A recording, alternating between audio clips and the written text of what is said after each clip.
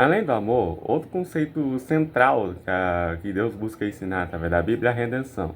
Mas o que significa a redenção? O que significa ser redimido? A redenção é a oportunidade que Deus nos dá de transformar nossas vidas para melhor. Tipo, se uma pessoa insistiu a vida inteira em matar, se ela encontrar Deus e verdadeiramente se arrepender, ela poderá ser transformada em uma pessoa melhor. Ela poderá ser transformada naquilo que Deus quer, e não o que ela quis ser. A redenção é um processo, não é instantâneo. Deus quer que nós encontremos Ele para que alcancemos essa redenção. Porque sem a redenção, nós acabaremos sendo condenados para sempre. Se não formos redimidos, nós vamos morrer. Mas se nós encontrarmos, se nós insistirmos em procurar o seu nome, nós vamos ser redimidos. E a redenção não é apenas algo que pessoas injustas precisam buscar. Nós justos também. Porque mesmo que pessoas injustas precisem de mais redenção do que nós, não significa que nós também não precisemos. Porque um dia nós vamos errar. Um dia nós não vamos estar num estado muito bom. É por isso que Deus pega a redenção. Porque Ele quer que não só injustos, mas também justos a achem, para que nós sejamos transformados. Porque ambos, injustos e justos, são pecadores. Então não tem como nós nos diferenciarmos deles. Porque nós somos iguais. Nós somos pecadores. Mas, através da redenção, Ele pode transformar isso. Por isso que Jesus morreu por pecadores. Ele morreu por nós. E se Ele morreu por nós, é porque Ele quer que a gente se redima. Ele quer que todos nós possamos nos redimir de alguma forma. Obviamente nem todos vão se redimir, como já foi dito na própria Bíblia. Mas Ele quer que o máximo de pessoas possíveis possam se redimir enquanto há tempo. A Bíblia aborda não só a redenção de injustos, mas também a redenção de justos. São dois tipos de redenções que são abordadas praticamente na Bíblia inteira, em vários capítulos. E um exemplo de redenção de uma pessoa injusta é Paulo. Paulo, antes de ser um fiel seguidor de Cristo, ele era um perseguidor de qualquer um que adorava o seu nome. Ele consentia com suas mortes, ele os perseguia sem se arrepender de nada. Considerando as outras pessoas que já perseguiam os adoradores de Cristo, a gente ia pensar, Deus vai de alguma forma destruir Paulo. Porque no passado aqueles que perseguiam seus filhos eram mortos e também eram esquecidos. Então ele não vai ser o grande problema. Ele é só um personagem que vai ficar por um tempo e depois desaparecer. Mas não, Deus teve uma obra maior do que a gente imaginava para ele. Deus não queria que ele simplesmente fosse esquecido. Deus queria usar ele para pregar para gentios. Tanto que é esse o motivo que ele quis encontrar Paulo. Esse é o motivo que Deus quis conversar com Paulo. Esse é o motivo que Deus quis ter uma relação com ele, para que a sua obra nele se cumprisse, para que gentios pudessem ser transformados através de Paulo. Porque Paulo é um dos maiores símbolos de redenção na Bíblia. É um dos maiores símbolos que demonstram que, independente do que você fez, independente do que você era, o que importa é o que Deus pode te tornar. Não importa o que você foi, o que importa é o que você pode ser através de Deus. E graças a isso, Paulo começou um processo de redenção tremendo.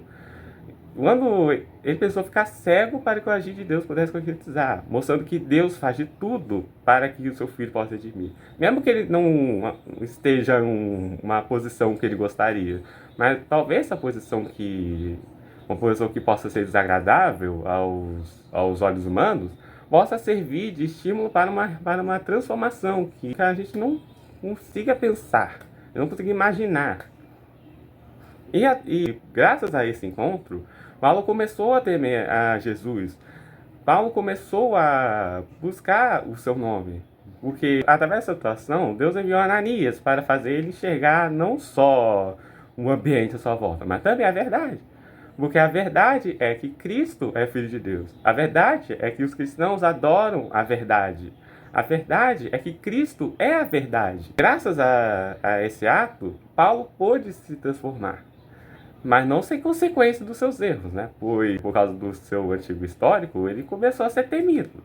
Ele começou a ser meio que isolado pelos outros discípulos em Jerusalém. Mas, mesmo com essas consequências, Deus deu a oportunidade para que ele pudesse relacionar com outras pessoas, com Barnabé. E deu uma chance a ele, deu a chance dele mostrar o quanto que ele se redimiu, graças a Deus. Foi graças a Barnabé que ele pôde se aproximar dos apóstolos. Se Barnabé não tivesse tido compaixão com ele, muito provavelmente Paulo poderia ter se sentido isolado, ele poderia ter se sentido excluído entre os outros, e aí provavelmente ele não teria desenvolvido a mesma fé, ele não teria se desenvolvido melhor, ele não teria se sentido acolhido. Ele poderia ter pensado que, ó, esse negócio é momentâneo, agora não está dando certo. Mas, graças a isso, Paulo pôde se envolver mais. Porque o que Barnabé fez é um reflexo do que Deus faz conosco.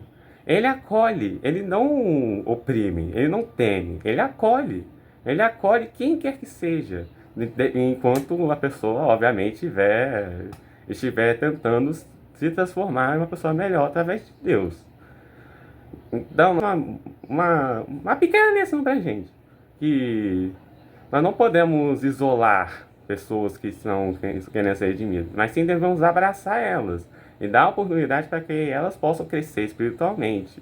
Porque se Deus abraça elas, então por que nós não podemos também? E um exemplo de redenção para uma pessoa justa era Davi. Davi foi praticamente um dos profetas que mais se aproximaram de Deus, que teve o coração segundo a Deus, que teve e também teve a honra de ser da linhagem de Cristo, mostrando que ele tinha uma honra tremenda. Mas mesmo com essa honra, não significa que ele era perfeito, não significa que ele não tinha erro, porque a redenção que ele teve envolve justamente um erro gravíssimo que ele cometeu, que foi o adultério que ele cometeu com a Batseba. E Batseba era casada, então tá muito errado isso aí. Esse caso piora quando Davi decide esconder isso do reino.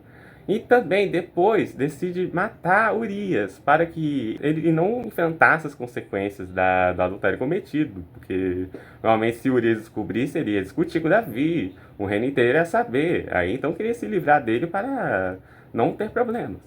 E após ele ter matado Urias, ele ficou com Batseba. E também ficou com o filho que estava guardando dela. O principal motivo para ele ter matado Urias, para não descobrir também que tinha engravidado a sua esposa. Mas então, enquanto Davi achava que estava tudo tranquilo, que não tinha nada para se preocupar, Deus enviou Natan, um profeta que não é tão conhecido, não olham tanto para ele, mas ele está lá para mostrar uma parábola que condizia com a situação que Davi criou. E quando ele terminou a parábola, que era a parábola de um homem que tinha roubado um animal de outro, Davi afirmou que a pessoa que roubou o animal do outro tinha que morrer. Então Natan falou que a pessoa que simbolizava o homem que roubou aquele animal era Davi. Ou seja, Davi indiretamente afirmou que ele merecia morrer. Isso mostra que, independente do pecado que cometemos, nós merecemos morrer. Nós merecemos morrer por qualquer erro que cometemos. O que Davi julgou ser digno de morte é algo específico. Mas Davi provavelmente acharia qualquer crime digno de morte. O que condiz muito com o que Deus prega, que nós somos dignos da morte por cometermos erros. Nós somos dignos de morte por não estarmos livres do pecado, livres de cometer erros. Então, através da fala de Davi, ele indiretamente disse que qualquer um que comete impiedades merece morrer. E após eu ouvir que aquele homem da parábola era uma analogia a Davi, Natan logo depois falou que por causa do pecado dele, problemas iriam surgir dentro da sua casa, em volta do seu reino, e ele encararia várias perseguições, sofreria danos tremendos, e tudo isso iria acontecer depois que o filho que estava esperando com Batseba morresse. Ou seja, o pecado traz consequências abomináveis. O pecado pode parecer pequeno, mas no fim acaba trazendo consequências que pode acabar condenando um lugar inteiro, uma localização inteira, uma nação inteira. Davi vendo o peso que um erro causa, ele logo se arrependeu daquilo. E Deus não condenou ele diretamente. Claro, ele falou que teriam consequências. Mas, ao invés de Deus logo matar Davi, ele falou que o perdoava, pois já sentia que Davi verdadeiramente tinha se arrependido. Ele não tirou as consequências dos erros que ele cometeu, mas ele aceitou o perdão dele. Ou seja, ele viu que Davi estava disposto a encarar as consequências dos seus erros. Mesmo que encarar os desastres que ele cometeu através do seu pecado não fosse uma tarefa fácil de lidar. Mas Deus fez com que, através da situação, Deus fez com que Davi, através da situação, pôde ser renovado. Porque Davi não se afastou de Deus, mesmo com tamanhas situações.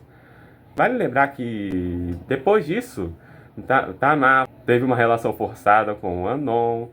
E o mesmo foi morto por Absalão, que traiu seu próprio pai e morreu logo depois. Ele foi traído por uma quantidade enorme de pessoas. E mesmo depois disso tudo, Davi não se afastou de Deus. Pois reconhecia que aquilo foi gerado pela consequência do seu pecado. Ou seja, como pecadores, nós temos que reconhecer o peso que o pecado tem sobre nossas vidas. O peso que o pecado pode ter no ambiente à nossa volta. E mesmo passando por tudo isso, Davi foi redimido. Davi se transformou. Davi teve mais consciência do pecado. Ele teve uma relação mais sensível com Deus.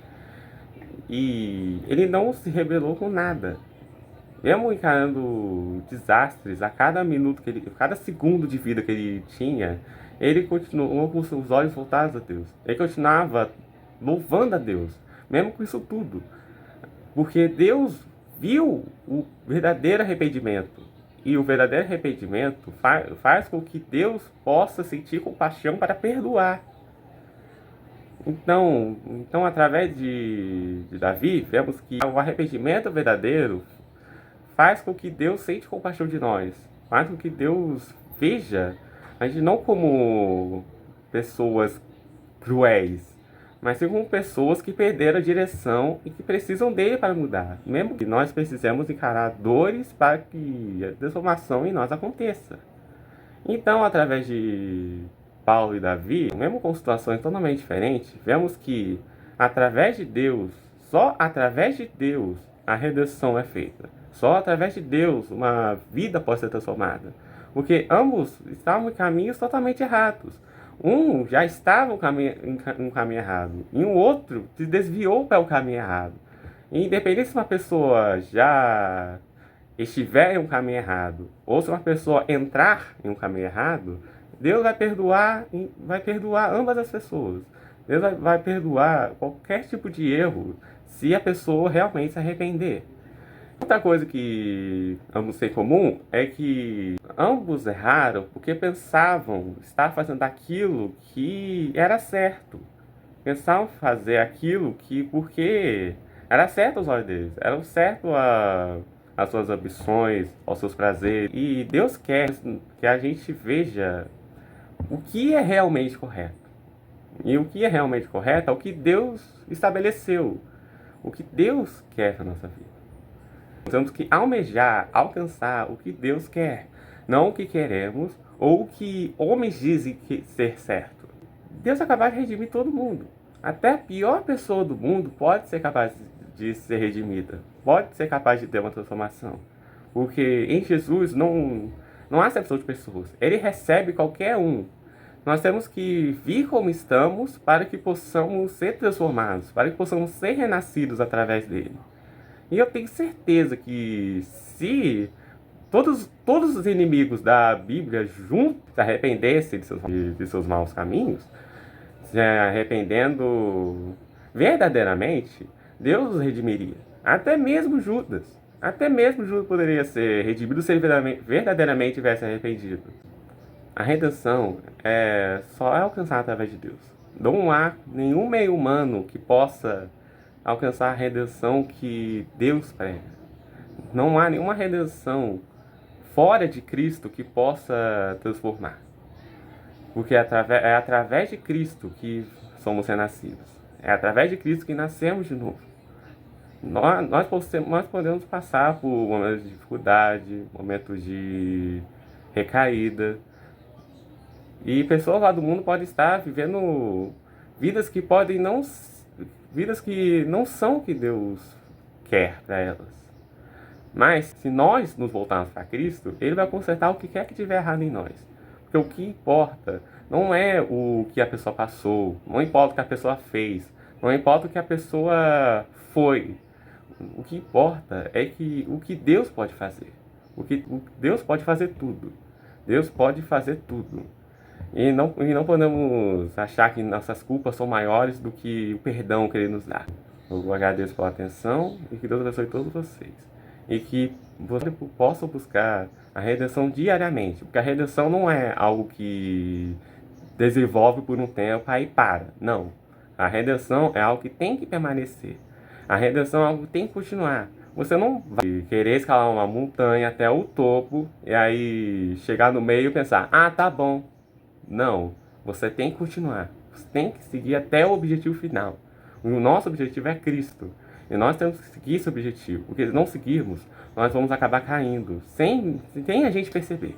Então, vamos continuar nos redimindo. Porque é isso que importa.